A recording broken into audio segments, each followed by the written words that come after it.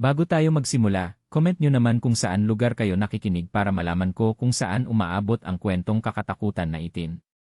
Pahit na rin po yung like and subscribe kasinda. Maraming salamat po. Ito ay ang kwento tungkol sa bata na inaalipin ng masamang espiritu. Sa isang maliit na baryo sa gilid ng kagubatan, may batang lalaki na ang pangalan ay Emil. Tahimik siya, mahiyain at palaging naglalaro mag-isa.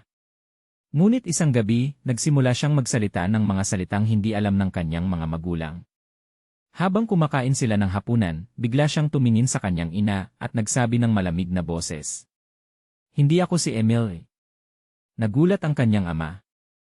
Akala nila biro lang, ngunit ang mga mata ng bata ay tila nagdidilim, parang may anino na gumagapang sa kanyang mukha. Sa mga sumunod na araw, napansin ng mga kapitbahay na si Emil ay naglalakad sa gabi, nakatingin sa buwan, at bumubulong ng mga dasal na baliktad. Ang kanyang mga kamay ay palaging malamig, at minsan ay nakikita siyang nakatayo sa harap ng lumang puno sa kabubatan, ang punong sinasabing pinamumugaran ng masamang espiritu. Pag-aari. Isang gabi, narinig ng kanyang ina ang malakas na pagkalabog mula sa silid ni Emil. Pagpasok niya, nakita niyang nakalutang ang bata sa ibabaw ng kama, ang kanyang mga mata ay puti, at nagsasalita ng tinig ng matandang lalaki. "Ako ang magmamay-ari sa kanya, wala kayong magagawa." Napasigaw ang ina, at dumating ang ama na may hawak na krus. Ngunit nang itapat ito kay Emil, tumawa ang bata ng nakakatakot, at ang krus ay nahulog na parang itinapon ng hangin. Dinala nila si Emil sa albularyo ng baryo. Doon, nagsagawa ng ritual.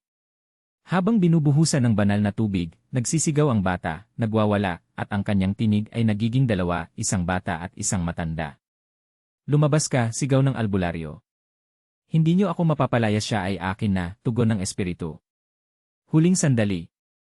Sa gitna ng ritual, biglang tumahimik si Emil.